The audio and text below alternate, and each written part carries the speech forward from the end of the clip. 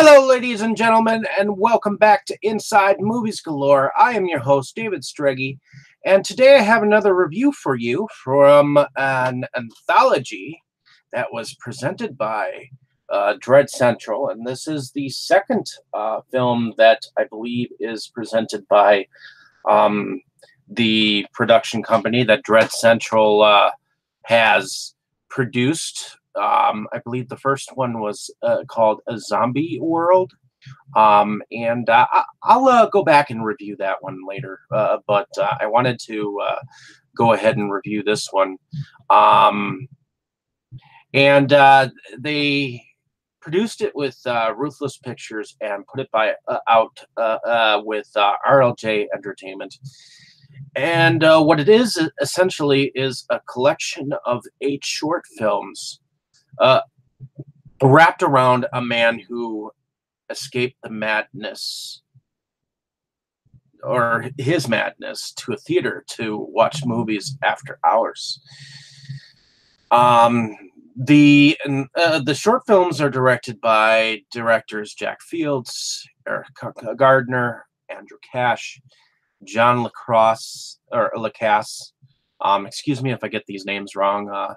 Patrick Longstreth, Sander Marin, Peter McCaubrey, as the McCaubrey brothers, Corey Norman, and John Skip.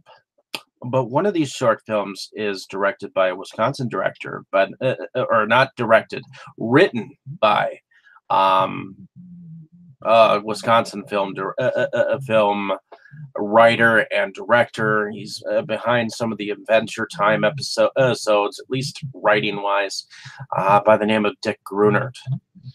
And I'll get to that eventually. This anthology begins in a computer-generated world of monsters as it pans down to a theater with people running, getting killed, and in the street declaring the end of the world as a man with a bat runs into a theater where dead people lay about.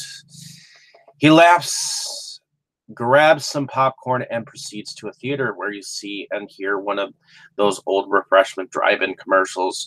As he sits, the screen counts down.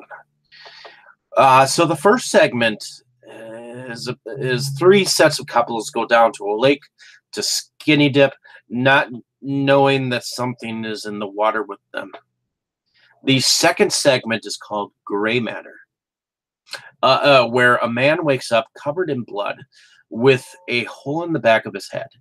He's acquired a friend that he takes to the office with him, as he is kind of the laughing stock of the office, and in love with a pretty girl who's flirted with him once. I actually think this is one of the strongest tales in this collection. It is also quite comical as well.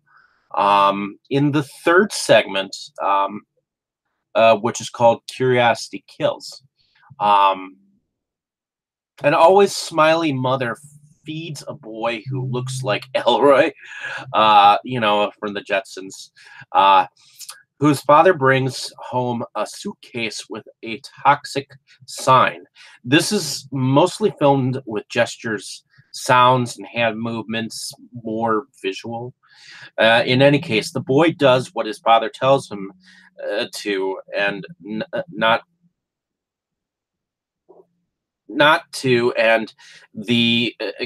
and experiments with his pet rat, and then turns on the entire family. In the fourth segment, which is called Hag, a husband and wife are having sleeping issues, as well as couples therapy. At least I'm assuming they were married. Scott would wake up to his wife sleepwalking and muttering, but he'd swear there was someone else in the room. He said her issues were eating him up alive.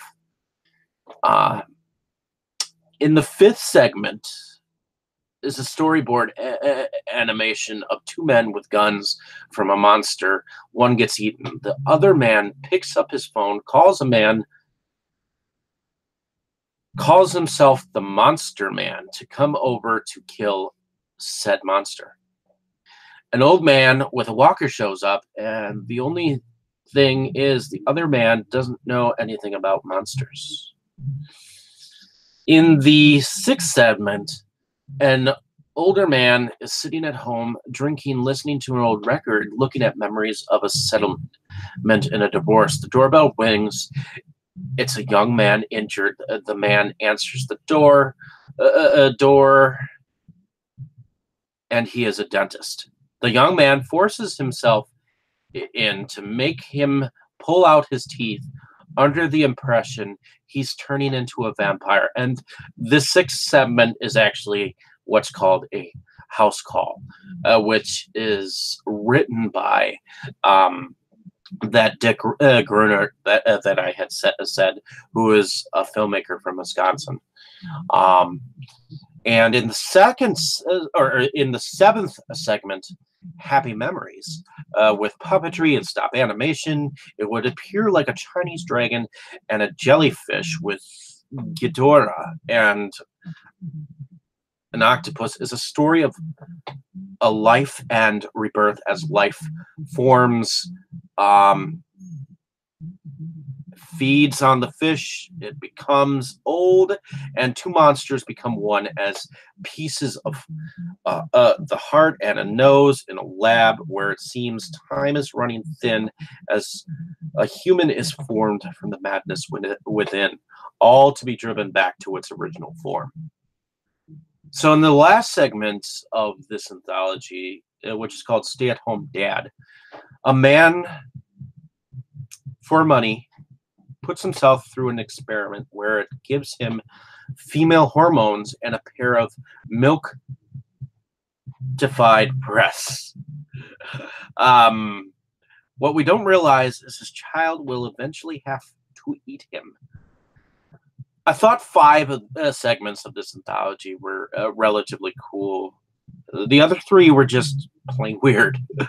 I also enjoyed the fact that the house call was written by a Wisconsin director, since I am from Wisconsin, which may make me a little biased, but I don't care. I think the strongest story was Gray Matter, the fact that he was talking to a thing that looked like a slug. I mean, that lived inside that bloody hole was disgustingly funny. All in all, the wraparound story also went well. Kinda added a serious tone to the tales. I enjoyed this anthology, even if others didn't. It was better than Dread Central's previously presented film. At least that's for sure. Just the right amount of cheese. And I think some of these directors are directors to look out for, because some of these were filmed rather well. So I enjoyed it. I enjoyed the presentation of them, and hopefully you've enjoyed my description of these films. I appreciate being able to describe these films for the public, and if you've listened to my review, thank you for listening, and have a great day, evening, or morning, wherever you are, and I'll definitely have some cool reviews for you down the road. Thank you for watching. Have a great day.